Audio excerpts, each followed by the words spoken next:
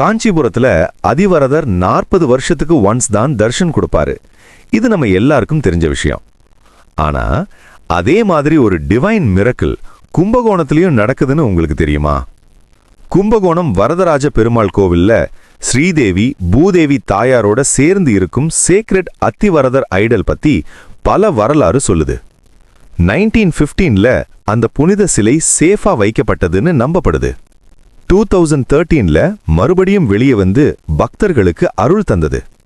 இப்போ மார்ச் 1 முதல் மார்ச் 10 வரைக்கும் இந்த அரிய தரிசனம் கிடைக்க போறதுன்னு பக்தர்கள் நம்பிக்கையோட காத்துக்கிட்டு இருக்காங்க.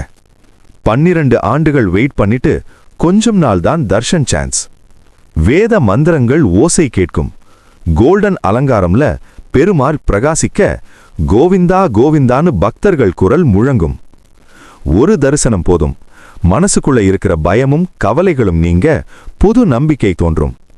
இந்த அரிய அருள் தரிசனத்தை மிஸ் பண்ணாதீங்க. ஸ்ரீ வரதராஜ பெருமாளே சரணம்.